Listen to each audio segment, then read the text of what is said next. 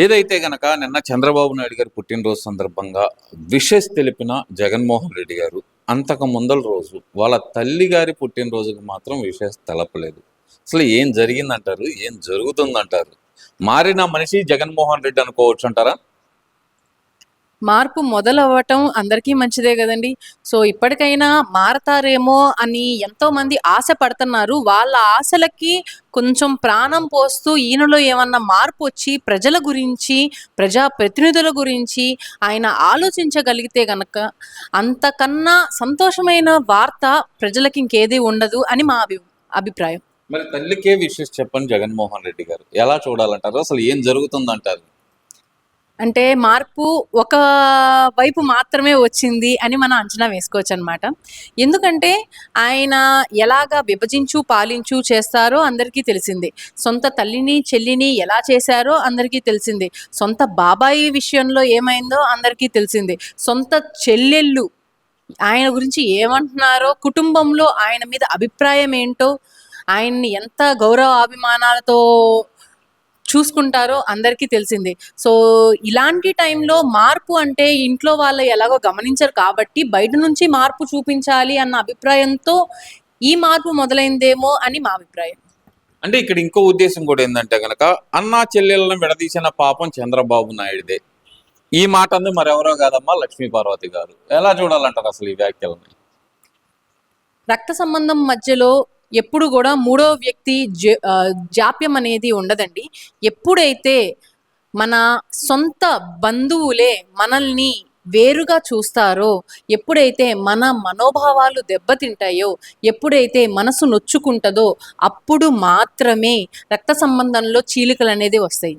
So దీనికి మూడో వ్యక్తిని బ్లేమ్ చేయడం అనేది నిజంగా ఆలోచన లేని వ్యాఖ్యలు తప్ప అంతకు మించి ఏమీ ఉండదు. ఎందుకంటే ఏదైనా కూడా మూడో వ్యక్తి వల్ల అభిప్రాయ భేదాలు రావచ్చు, కానీ చీలికలు రావాలి అంటే సొంత రక్త సంబంధికుల ప్రవర్తన వల్ల తప్ప మూడో వ్యక్తి వల్ల సంబంధాలు చీలిపోవడం అనేది ఎక్కడా ఉండదు. ఎందుకంటారు అసలు చంద్రబాబు నాయుడు గారిని, లోకేష్ గారిని టార్గెట్ చేయడానికి లక్ష్మీ పార్వతి గారిని కారణం ఏంటి? మీ అమ్మమ్మనైనా నాకు ఏ రోజైనా విషెస్ చెప్పావా అంటూ లోకేష్ గారిని ప్రశ్నించిన లక్ష్మీ పార్వతి గారు ఎలా చూడాలంటారు? అమ్మమ్మవైన నాకు విషెస్ చెప్పావా అని అడగాలి అంటే ముందు ఒక అమ్మమ్మగా మీరు ఏం చేశారు అని ముందు ప్రశ్నించుకోవాలి. ఎప్పుడైనా ఒక అమ్మమ్మలాగా మీరు ప్రవర్తించారా? ఒక మంచి మాట చెప్పారా? మంచిగా వాళ్ళతో ప్రవర్తించారా? వాళ్ళని పలకరించారా?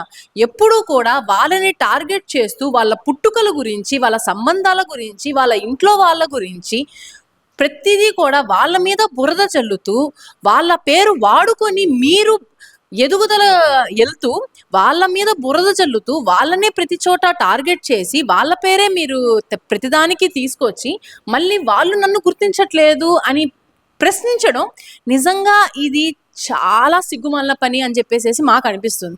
ఎందుకంటే మీరు నా అని చెప్పుకోవాలంటే ఆ బంధానికి కొంచెమైన విలువ ఇస్తేనే, మనం విలువ ఇస్తేనే ఎదుటి మనిషి మనకి విలువ ఇచ్చేది.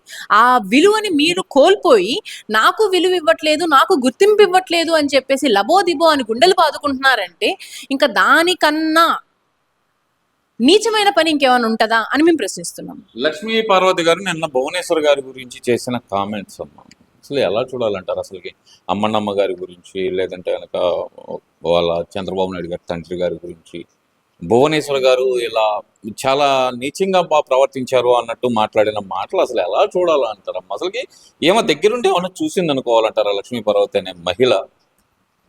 ఇప్పుడే ఇందాక మాట్లాడుకున్నామండి, ఒక అమ్మమ్మగా నాకు విష్ చేయలేదు అని.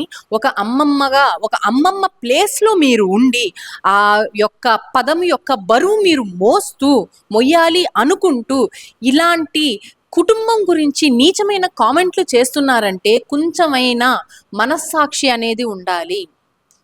లేదంటారా? అస్సలు లేదండి.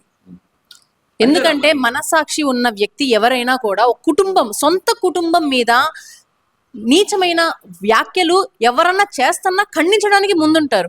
అలాంటిది ఎక్కడ లేనివన్నీ, ఎవరికి తెలియనివన్నీ కూడా ఈమె ఇంకా రెచ్చగొట్టి ఏవేవో చెప్పి, ఎందుకంటే ఎప్పుడైతే దగ్గర వాళ్ళు చెప్తే అది నిజమేమో అని చెప్పి బయట వాళ్ళు నమ్ముతారు అని ఒక అమ్మమ్మ అని చెప్తూ ఈ వ్యాఖ్యలన్నీ చేస్తున్నారంటే ఇంకా దీనికన్నా ఆ బంధాన్ని నువ్వు అవమానించడానికి ఇంకేమన్నా పదాలు కావాలా అని మేము అడుగుతున్నాం. అంటే ఎందుకంటారు అసలు పుట్టినరోజు రోజే చంద్రబాబు నాయుడు గారిని, లోకేష్ గారిని టార్గెట్ చేయడానికి గల కారణం ఏమనుకోవచ్చు అంటారు అసలు? ఇప్పుడు పబ్లిసిటీ కావాలంటే ఏదో ఒక మీడియం కావాలి. ఎందుకంటే మీకు ఆల్రెడీ ఎలాగో మీకంటూ ఒక గుర్తింపు లేదు. మీ గుర్తింపల్లా ఏంటి అంటే ఎన్టీఆర్ గారు. ఇప్పుడు ఎన్టీఆర్ గారి గుర్తింపు మీరు వాడుకోలేకపోతున్నారు కాబట్టి వాళ్ళ ఫ్యామిలీ మీద బురద జల్లుతూ ఉంటే మీకు గుర్తింపు వస్తుంది.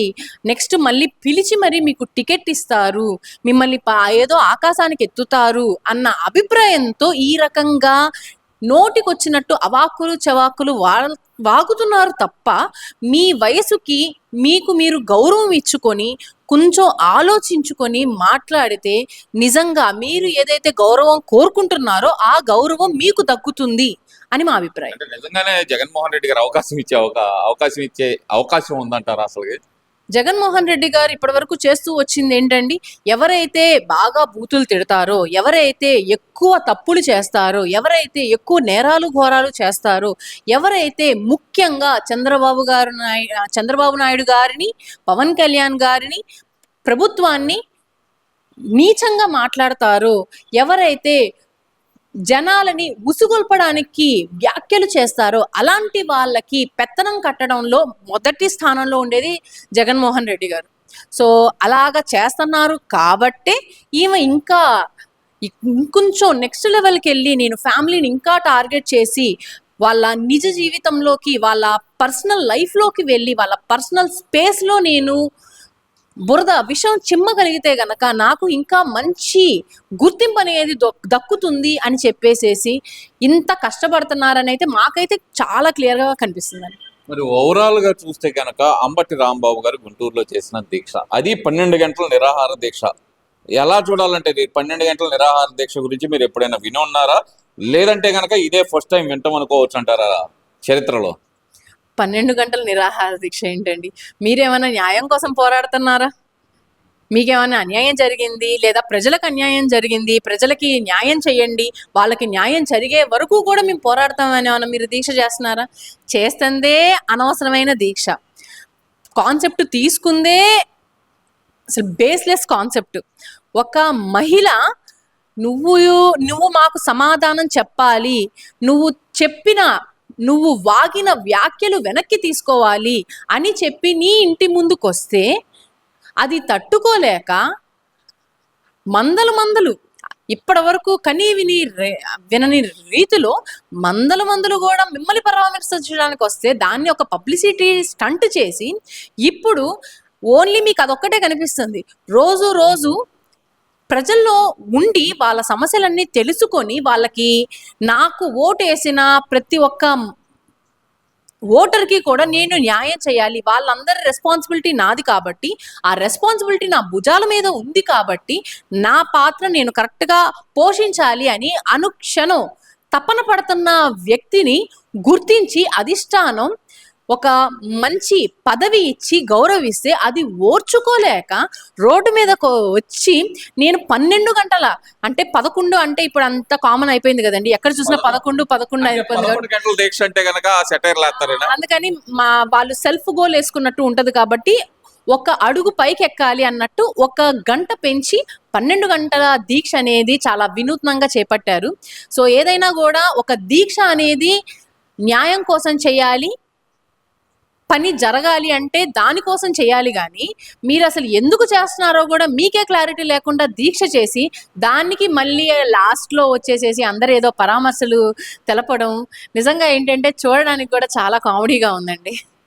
వార్నింగ్ ఇస్తున్నారు కదమ్మా అక్కడ నుంచి పామసాని గారికి, లేదంటే కనుక గల్లా మాధవ్ గారికి కూడా వార్నింగ్ ఇచ్చే పరిస్థితులు చూసాం కదా. మరి అదే అంబటి రాంబాబు కానీ లేదంటే కనుక మిగతా వాళ్ళందరూ ఇవన్నీ రెచ్చగొట్టే వ్యాఖ్యలు తప్ప ఇంకేమీ లేదండి.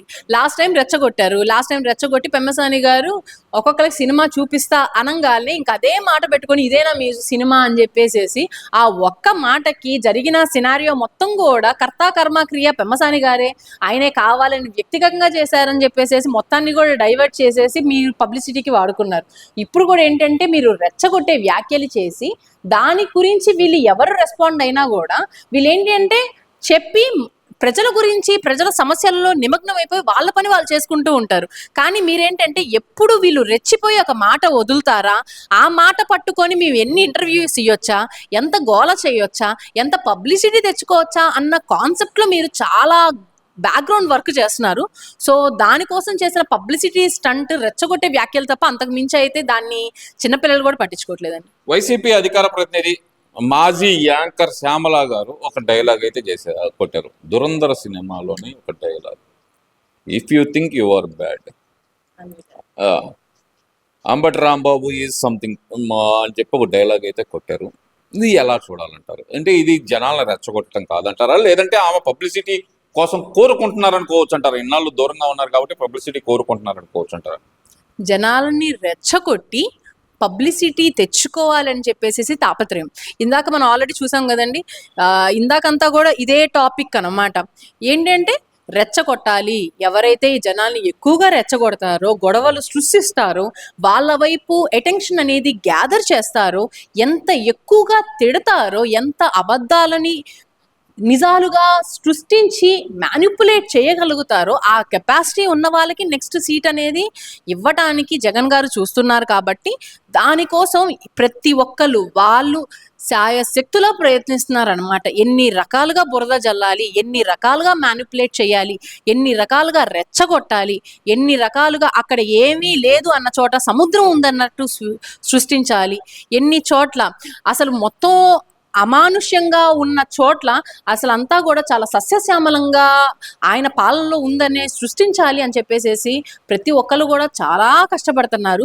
సో వాళ్ళ కష్టానికి తగిన ప్రతిఫలం జగన్ గారు ఇస్తారని చెప్పేసేసి ఆశిస్తున్నారు. ఆశకి హద్దు లేదు, వాళ్ళ ఆశలో తప్పు లేదు. సో అందుకనే చాలా కష్టపడుతున్నారు. ఆయన జగన్ గారు కూడా అదే కావాలి కాబట్టి ఆయన వెనక సైలెంట్గా ఉండి ఊతమిచ్చి వాళ్ళని రెచ్చగొడుతున్నారు. Thank you.